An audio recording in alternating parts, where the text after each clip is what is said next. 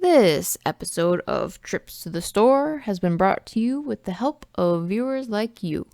Transmissions wouldn't be the show it is today if it wasn't for all of your support. Join our Patreon today at transmissionspodcast.com/support. Welcome to the Transmissions Trips to the Store. This is where we show off all the cool Transformers stuff we got this week.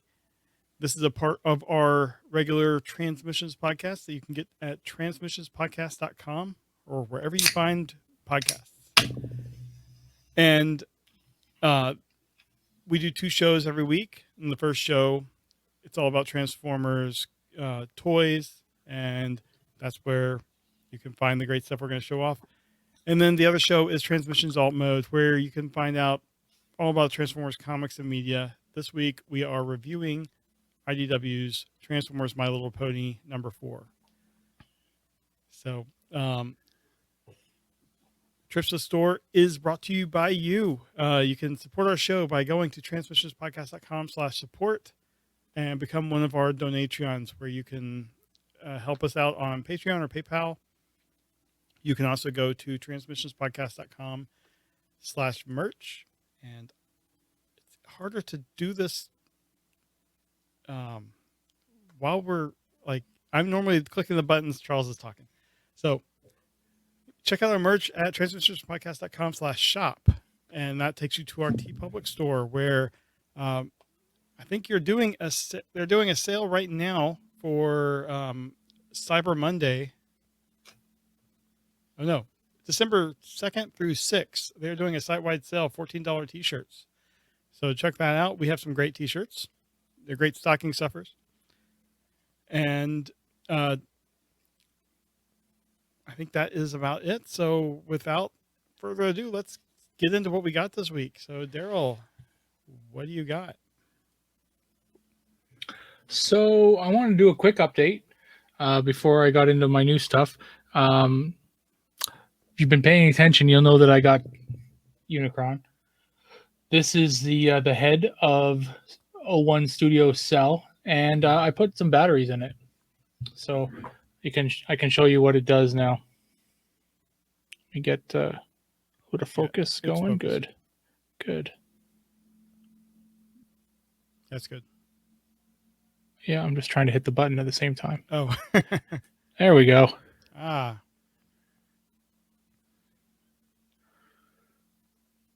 That's very cool. No sounds? No sounds. So the lights are really cool. They're like crystals or something on the inside there. They're really deep.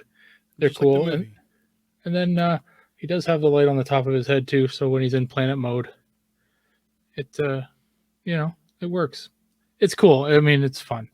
It takes 2 LR44 batteries or 537 batteries. There's so many different names for those batteries, but those are the 2 fairly common ones.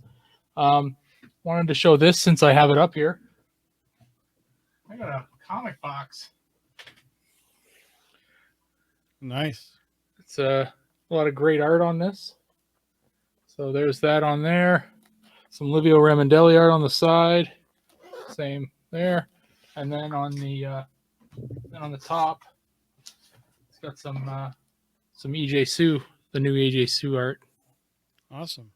Yeah, so that was pretty awesome. Much more expensive than a regular box. Oh yeah. I didn't think it was almost $20 here. I know. It's I keep wanting to pull the trigger. I'm like, I can buy a regular box for like $3 or something. It's ridiculous. But it's great art. Yeah. I have 2 of these boxes, and I think I've got 30 other short boxes. So that tells you how much I'm fond of these boxes. The other thing I got this week, this thing here is awesome. I'm pretty excited and happy with this. This is a little Optimus Prime. This is from Magic Square, and this is their Light of Justice. Only it's the shiny paint one. So it's the MB or MS-B12X Plus, I think is the digital or the name of it. Anyway, the thing's freaking awesome. This is a little tiny masterpiece Optimus Prime, and it's got full on articulation, like everything that you would want in a full size masterpiece. This thing has, and like looking on the back, like the back is just phenomenal. You don't see any wheels. You don't see any wheels on this, Nice. and they're all in there. And his chest opens up for a matrix compartment, which I don't have the matrix in there right now, but I am blown away by the articulation on this guy. The one complaint I have is the head seems a little tiny. Yeah. Other than that, this thing is phenomenal though. He's got the head size because of the transformation. Yeah, it's got to fit inside the cab there. But I've transformed it back and forth. It does come with a trailer, with a roller, and it's just great. I'm really impressed with this thing. There is a whole whack of different hands and stuff that'll go with it. You can change out one of the hands and give it the Energon axe.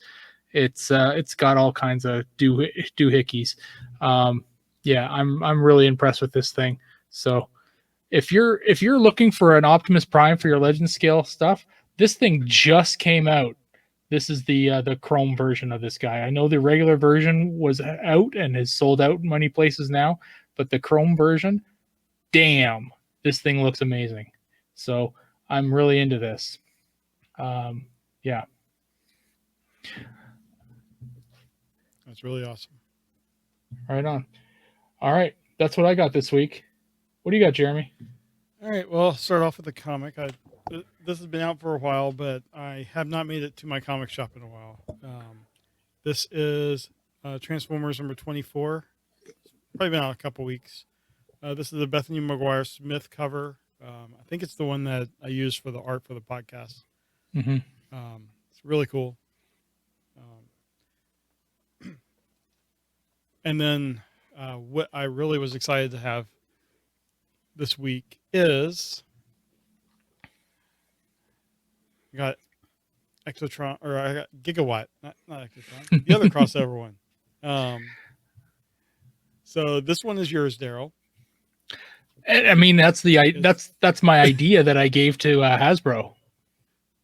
Right? Okay. Yeah, you did. Yeah. to John Warden. Yep. So box art, my friend John Warden. Yeah, your friend John Warden. The box art's really cool. It resembles a G1 box art with obvious like Back to the Future and the collaborative branding. On one side here you have the DeLorean going into a trailer. It's from the movie, but you can pretend it's Optimus Prime.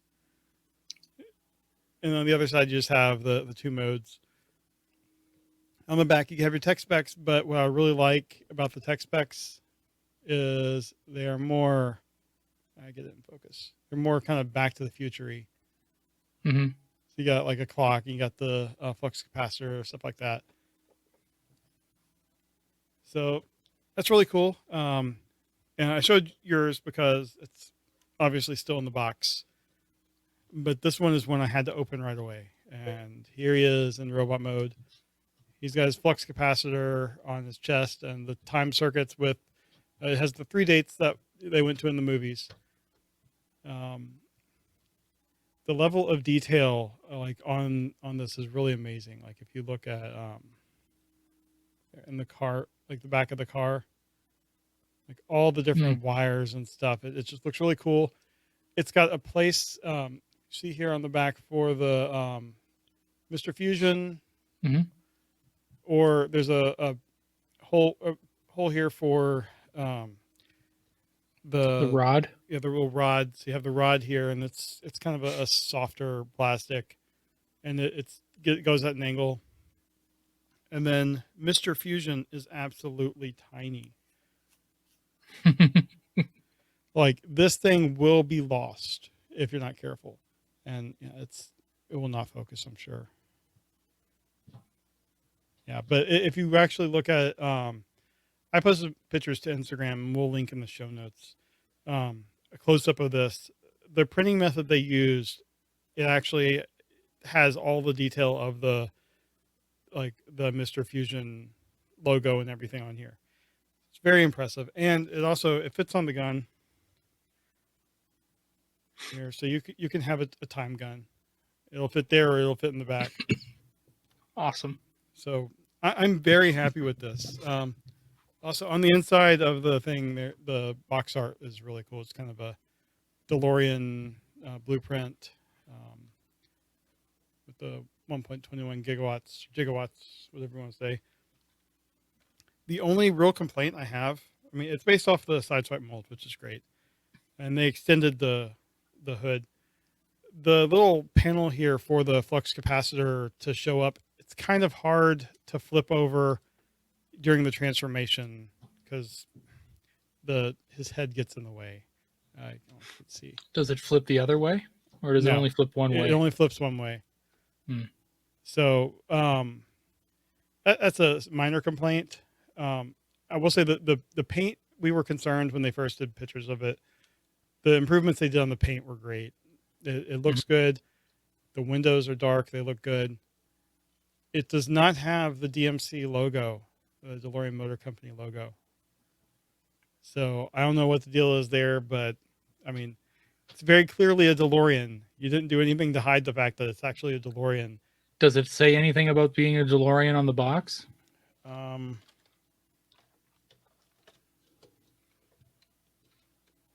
don't know. Usually would say it at the back there with the other copyright it's info. Universal licensed. It has the old Hasbro logo, which is nice. I bet you they couldn't get the DeLorean license, so they had to go and make it as much as, yeah. That's the old Hasbro logo. But they had to go and get the license from Universal. So the Universal owns the Back to the Future car license, but not the DeLorean license, right? Yeah. So I guess if you took off all of the time stuff, then it looks much more like a regular DeLorean, and that might be enough of a change to where Universal controls it. But regardless, it's a fantastic looking toy. I haven't really held it next to Sideswipe yet to compare the differences. I mean, it's very clearly Sideswipe. The transformation is the same. Sure. But it is just such a fantastic looking toy. And if you're a Back to the Future fan, if you're a Transformers fan, it's something that I would recommend looking for. Cool. Right on. Can't wait for the Toy Hack sticker set. Oh yeah, maybe they'll have a DMC sticker. I mean, it's fairly it's a little got a little bit of lines there, but I don't know. Anyway, that's all I got this week. So that will do it for Trips to the Store. So again, if you'd like to subscribe to our podcast, go to transmissionspodcast.com, or we're in everywhere you can find podcasts. You can support us at transmissionspodcast.com/support and leave us feedback. We love to hear feedback from everybody. You can leave a comment here or go to transmissionspodcast.com/feedback, and we'd love to hear from you.